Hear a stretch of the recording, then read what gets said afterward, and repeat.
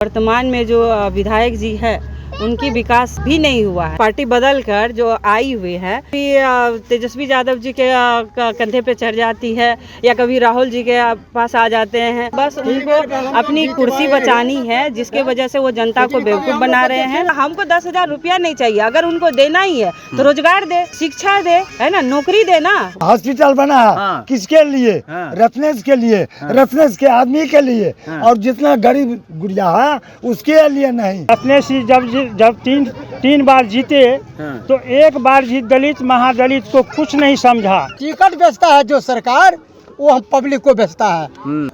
5 kilo लो और घर में सुतल रहो, तुम जो है सवाल मत करो। नमस्कार दर्शकों, स्वागत है आप सभी का। मैं हूं अभिषेक कुमार। बिहार के सोनबरसा सीट पर हम लोग पहुंचे हैं और सोनबरसा की स्थिति हमने पहले भी दिखाई है।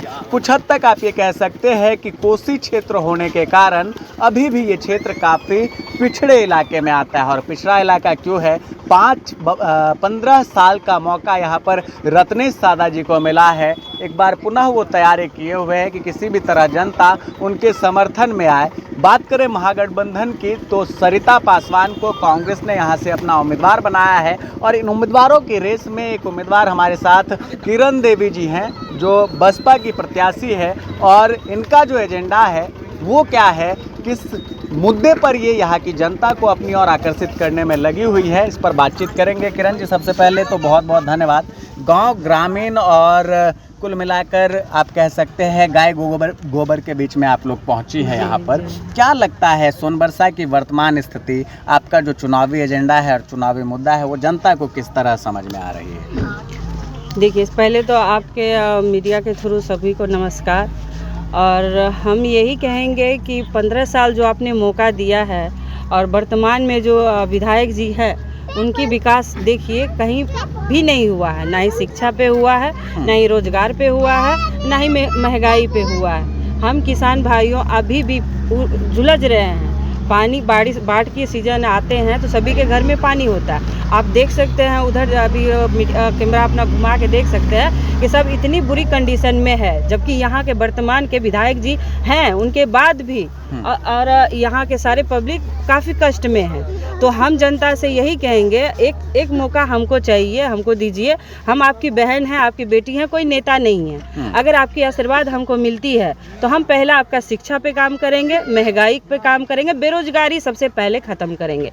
क्योंकि जो बच्चे पढ़ना चाहते हैं वो बच्चा महंगाई की वजह से पढ़ नहीं पाते हैं, और जो पढ़ते भी हैं वो लोन लेके पढ़ते हैं। और लोन लेने के लिए इतनी मुश्किलें होती है, वो सबको पता है। और जो बच्चा पढ़ लिया है अपना रोजी रोटी चलाने के लिए, उनको बाहर जाना पड़ता है, अपना बिहार छोड़कर बाहर रोजगार पे जाना पड़ता है। तो अगर हमको हमारे जनता से मौका मिलती है तो हम ये सब पे काम करेंगे। और ये जो अभी जो आप देख रहे हैं वो कुछ है ऐसा जो अपना पार्टी बदल कर जो आई हुई है इस क्षेत्र में, जब दौरा लगा रहे हैं, हम सबसे यही कहेंगे कि उनका तो एक तो है कभी तेजस्वी यादव जी के कंधे पे चढ़ जाती है या कभी राहुल जी के पास आ जाते हैं।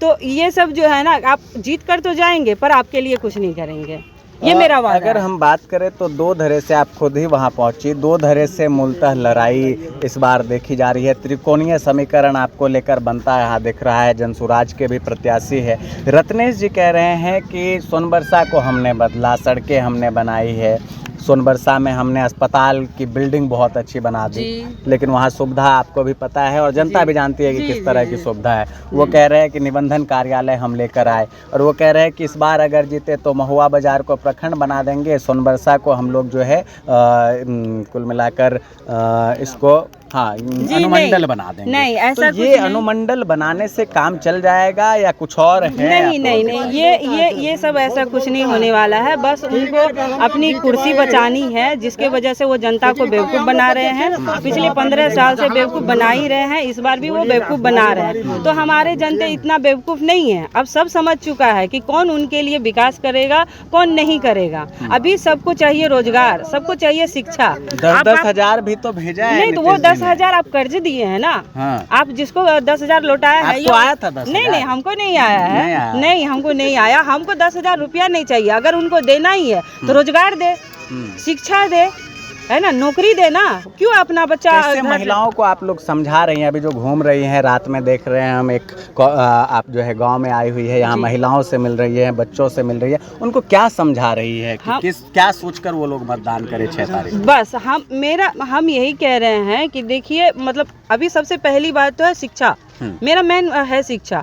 अगर हमारे बच्चे पढ़ेंगे लिखेंगे तभी ये कुछ कर पाएंगे अपनी लाइफ में, और जिसमें कि अब 15 साल से कुछ भी नहीं हुआ है। तो हम इन सब से वही आग्रह करने आए हैं कि बाबू एक बार मौका दीजिए हमको। अगर हम जीत जाते हैं तो सबसे पहले आपकी शिक्षा स्ट्रांग होगा, आपको पढ़ने लिखने के लिए बाहर नहीं जानी पड़ेगा, संघर्ष नहीं करनी पड़ेगी, आराम से आप हाई एजुकेशन ले सकते हैं, है ना, उसकी गारंटी है।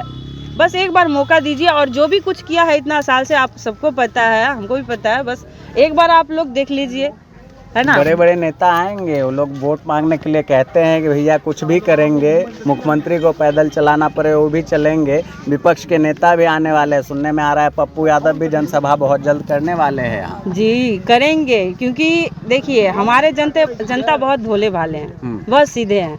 इनको जो भी कोई कहता है ये यकीन कर लेते हैं, तो यहाँ पे उन लोग का कुर्सी बच जाता है और हमारी जनता की स्थिति वहीं रह जाती है। कैसा लग रहा है आपको अपने पक्ष में माहौल यहाँ? बहुत अच्छा लग रहा है, हम निकल रहे हैं, हमारी जनता की आशीर्वाद है यहाँ पर, सभी हमें आशीर्वाद दे रहे हैं, सभी प्यार दे रहे हैं। बिल्कुल, तो आरक्षित सीट है सोनबरसा, और यहाँ से किरण देवी भी एक उम्मीदवार है, बसपा की प्रबल दावेदार। कुल मिलाकर सोनबरसा की इन्हें माना जा रहा है। कुछ लोग हैं इनके समर्थक, उनसे भी जानेंगे कि आखिर ये लोग जो साथ घूम रहे हैं किरण जी के, क्या लगता है इन लोगों को, क्या कमी रह गई कि किरण जी के साथ इन लोगों को घूमना पड़ा है? क्या नाम है आपका? विनोद शर्मा। क्या लग रहा है शर्मा जी, ये जो आप लोग निकले हैं और एक लहर लेकर निकले हैं कि बदलना चाहिए सोनबरसा, क्यों सोनबरसा बदले? बदलते हैं इसलिए जो सोनबरसा प्रखंड में जो भी प्रत्याशी आया, कांग्रेस से लेकर, कांग्रेस तो चला गया, थोड़ा संक्षिप्त में सुनिए। हाँ, चला गया। उसके बाद आया मतलब कि लालू का राज, तो लालू था अच्छा, लेकिन उसको आदमी जो था बिछुलिया, गांव घर मतलब कि जे काट मार फलना चिलना नोतरे करने लगा, रोड पे गाड़ी घोड़ा, जंगल राज आ गया, जंगल राज आ गया। ये तो लालू को हटा दिया, नहीं तो लालू एक नंबर में था, समझे। उसके बाद नीतीश आया, नीतीश क्या किया, रत्नेश क्या किया, रत्नेश किया, बड़े बड़े आदमी जो है उसके साथ जाता है, उसके पास रहता है। अगर हरिजन में जाति है उसका मर्डर हो गया, आज तक 1 रुपया नहीं दिया है, 1 रुपया नहीं दिया, पूछिएगा रत्नेश। बिल्कुल, चलिए आप बताइए, संक्षिप्त में बताइए क्या मुद्दा? हॉस्पिटल जो बताया, सुनिए ना, हॉस्पिटल जो बनाया, बोल दिए जो बहुत बड़ा हॉस्पिटल बनाया, हॉस्पिटल नहीं है, हॉस्पिटल, हाँ हॉस्पिटल बनाया, किसके लिए? रत्नेश के लिए, रत्नेश के आदमी के लिए, और जितना गरीब गुड़िया है उसके लिए नहीं। आप नहीं गए? उसके लिए नहीं। हाँ गए हैं, क्या हुआ फिर? गाली भी दिए हैं वहाँ, गाली भी दिए हैं, गाली दिया इसलिए हम इमरजेंसी में गए। पूछिए सोनबरसा विधानसभा अध्यक्ष उपाध्यक्ष, वहाँ मतलब कि रसीद जब कटाए तो हम इमरजेंसी पुर्जा कटाए, तो जब पुर्जा कटाए तो इमरजेंसी देगा ना पुर्जा भाई, आधा घंटा बैठिए लाइन में लागिए, इसीलिए हम सारा कपड़ा भी आधा खोल दिया, देख मेरे पानी गिर रहा। उसके बाद जब कहा गाली दिया तब पूरा जितना जो लड़की था, नर्स कंपाउंडर, तब सारे डॉक्टर था, डॉक्टर था, हाँ डॉक्टर बैठ करके गेट पर उसको कहा, ऐसे देख रहा मुँह। जब हम पूछते हैं पेशेंट अगर मर गया, अति हो गया, तब काहे के लिए उतना दिया, काहे के लिए व्यवस्था है? चलिए बिल्कुल, दूसरे को भी बोलने दीजिए। सुनिए ना, सोनबरसा सब एक ही पार्टी है, सोनबरसा नगर पालिका बना दिया, सोनबरसा प्रखंड में कितना मजदूर है, नगर पंचायत बना दिया, कितना मजदूर है और गरीब गुरुआ है, किसको रोजगार देता है, किसको रोजगार देता है? अगर मतलब चल रहा था नरेगा में तो उसमें से भी कुछ खट करके गुजारा कर लेता, वो भी बंद कर दिया है, कहाँ देता है रोजगार? देखिए भाई, ऐसे ऐसे लोग प्रचार में घूम रहे हैं, तो कुल मिला के माहौल आपको समझ में आ रहा होगा कि जनता को किस तरह से इस बार सोनबरसा की जनता उनके बीच किस तरह से इस बार मुद्दे रखे जा रहे हैं। आपका क्या मुद्दा है? लगातार आप घूम रहे हैं प्रत्याशी के समर्थन में। हम बहुजन समाज पार्टी का सोनबरसा विधानसभा अध्यक्ष है, मेरा नाम उमेश प्रसाद भगत हुआ। हम रत्नेश जी से इसीलिए नाखुश हैं कि रत्नेश जी जब 3 बार जीते तो एक बार भी दलित महादलित को कुछ नहीं समझा। हमेशा बड़ों आदमी के पास ये दौड़ते रहा। दलित महादलित का अभी जिस मंत्री सिलेक्टेड लोग मलाई खाते रहे, सीधा बोलिए। जिस पद पर वो थे, अगर चाहते तो दलित महादलित को अपने आकाश पर पहुंचा देते। 5 डिसमिल जमीन लेकर के अगर लाया भी पर्चा तो पूरे 21 पंचायत में लगभग 300 जो है पर्चा लाया, वो भी महिला के नाम से। कुर्सी डोली है रत्नेश जी की इस बार। अनपढ़ महिला के नाम से लाया, 1 डिसमिल 2 डिसमिल करके कुर्सी डोल रही है रत्नेश जी की। एकदम हिल रही है।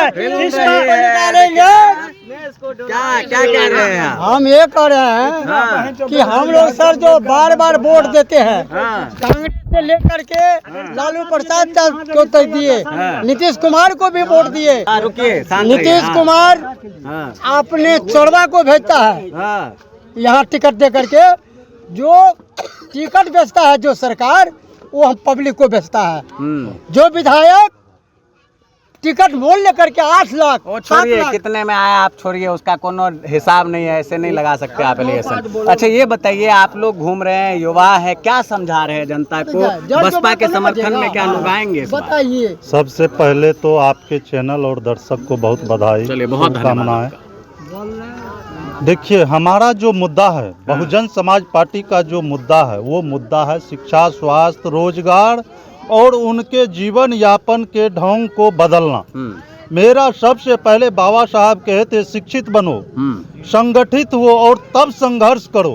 तो मेरा जो मुद्दा है, मेरा मुद्दा बाबा साहब का मुद्दा है। मैं बाबा साहब के मिशन को जन जन तक पहुंचाने, मानवर कांसी राम साहब के मिशन को जन जन तक पहुंचाने, आदरणीय बहन मायावती के मिशन को जन जन तक, संदेश को जन जन तक पहुंचाने के लिए हम लोग आए हैं और उनको जन जन तक पहुंचा रहे हैं।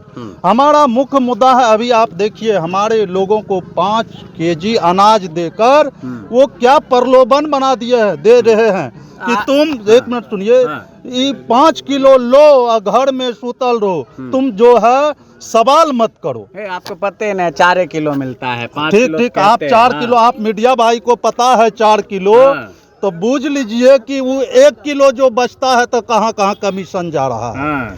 और वो 5-4 किलो अनाज देकर हमारे लोग को पंगु बना दिया। मेरी पार्टी, हम सबों की पार्टी, अगर हमारी सरकार बिहार में बना तो मैं 5 किलो अनाज नहीं, वो चीज दूंगा जिससे मनो अनुकूल, क्या नाम है, कृषि उत्पादन कर अपना जीवन यापन करेंगे। तो देखिए, बसपा के समर्थक है और बसपा की प्रत्याशी इस समय घूम रही है मनोरी चौक के आसपास। इनका मुख्य एजेंडा, मुख्य संदेश यही है कि सभी को शिक्षित करना है, रोजगार की व्यवस्था सोनबरसा में बनानी है और सोनबरसा में जो छोटे मोटे उद्योग है, कृषि उत्पादन केंद्र है, उनको यहाँ पर स्थापित करना है ताकि यहाँ के लोगों की जीविका में कुल मिलाकर सुधार हो।